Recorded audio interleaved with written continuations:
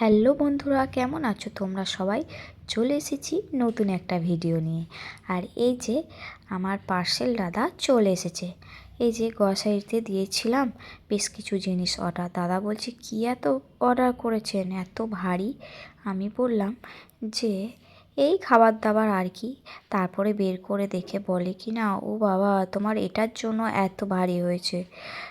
ভেবেছিল চাল টাল অর্ডার দেওয়া আছে, একটু গল্প করলো, চেনা হয়ে গেছে তাই।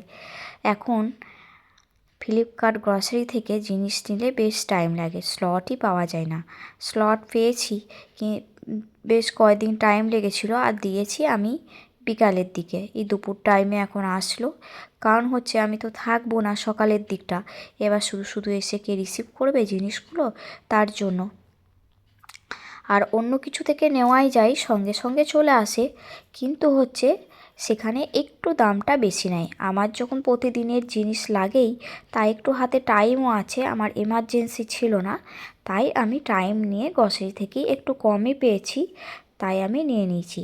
আর আমি কিছু জিনিস অর্ডার করার আগে যতগুলো অ্যাপ আমার ফোনে ডাউনলোড করা আছে, আমি সব অ্যাপগুলোতে সব জিনিসগুলো কম্পেয়ার করে দেখি যে কোন অ্যাপে কম দেখাচ্ছে, তারপর যেখানে মনে হয় সব থেকে কম আমি সেখানেই নিই।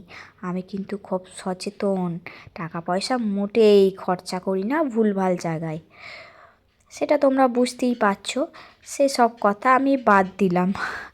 যাই হোক, এই জিনিসগুলো ভুলভালই জিনিস। আমার মা থাকলে বলতো ভালো কিছু খাবার জিনিস অর্ডার না করে শুধু এই কোথায় চিপস কুরকুরে এই সব খালি ভুলভাল জিনিস অর্ডার করা।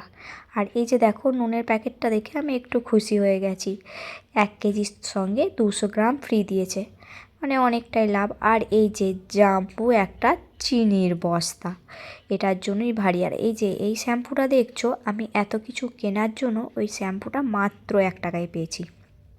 হ্যাঁ, 1500 টাকার জিনিস কেনাকাটা করলে 1 টাকায় একটা শ্যাম্পু। অনেক কিছু ছিল, আমি শ্যাম্পুটাই নিয়েছি, কারণ শ্যাম্পুটার দাম ছিল বেশি। তাই চলো টাটা।